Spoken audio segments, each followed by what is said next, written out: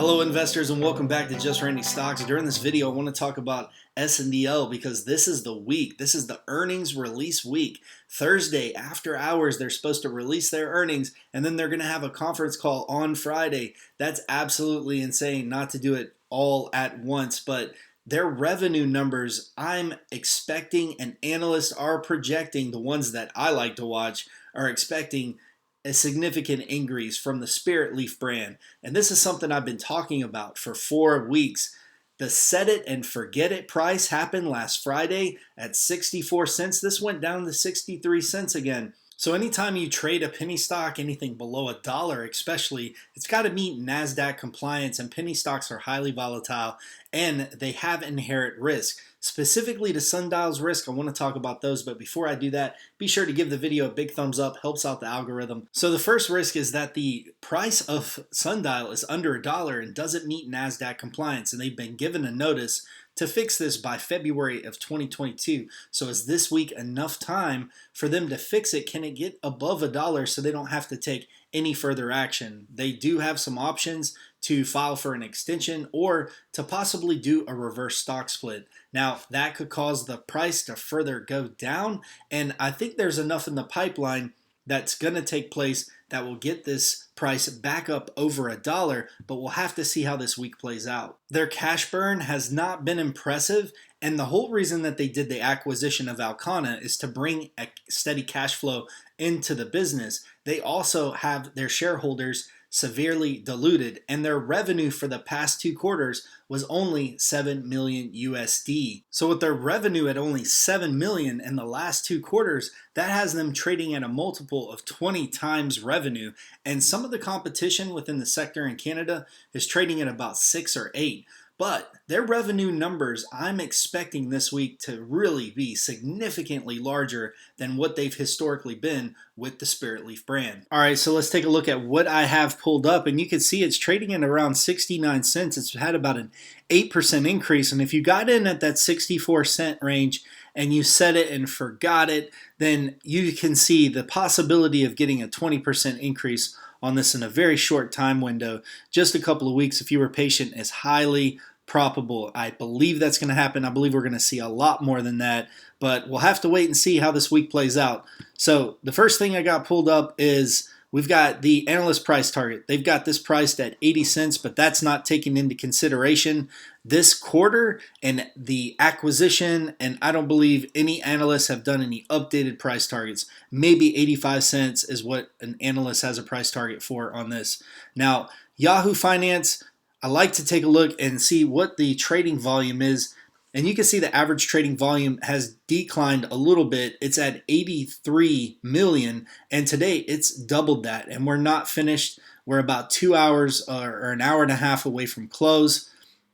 So the trading volume historically this week has been around a little above the average, and you can see this is why it's averaged down, because it's kind of slowed down. The price has also followed it down. You can see the lows have been in this low 60 or mid 60 cent range, and the highs haven't been too much different. There's only been for about 2 weeks we've sat in this range. You can see it hasn't really moved out of this, and now we're starting to see an uptick the week of, and I was saying 2 weeks prior to you want to start watching this. I believe last week was a great week to get in. This week is going to be the opportunity to take advantage if you got in early. So is it early now still? I think that, you really always want to mitigate your risk, but I believe there's still plenty of time to get in this play. Now, the analysts haven't been kind, and you can see there's nothing here, especially this this is just absolutely ridiculous. The crash and burn. It's just, some of the stuff that they write just really makes me shake my head. It just makes me ask if they really understand the business. Now, this price action could stay under $1. They could have to reverse stock split. I hope that doesn't happen. And if it does, that could be bad news. But I believe this has got strong leadership. Zach has done a lot of things to turn this business around, and it's going to have one of its strongest financial quarters that we've seen in the history of Sundial. And this is what I thought was really unique, is that they plan on releasing their third quarter financial results at the close of Thursday, and that's going to give everyone a chance to make their own interpretations and what's going to happen. This is my prediction. We're going to see this mind-blowing revenue number with this huge increase, and hopefully the acquisition cost, and they've done some things to manage their cost internally, but this is going to be a huge surprise to some people. It's going to make this price go up. You could see this is a really bullish candlestick here in the 30-minute chart, and some people were getting out of this position, and they're like, wait, people are buying back in, and we are closing strong. This is some bullish candlesticks going into the close of the day. I think people sense that not only that this was an opportunity to buy down here in the 63, 64 cent range, and people are holding because they're going to hold throughout this week. I think we're expecting big things, but look at this candlestick. Oh, wow. Yes. Great timing. Now, this could sell off. We still have a ways to go, but I'm really happy that at the recording, we're starting to see, some bullish movement in the price, because it was looking a little flat here for a little while. But if these continue to close green, I would say to watch your 30-minute chart. This could lead into a really good day tomorrow.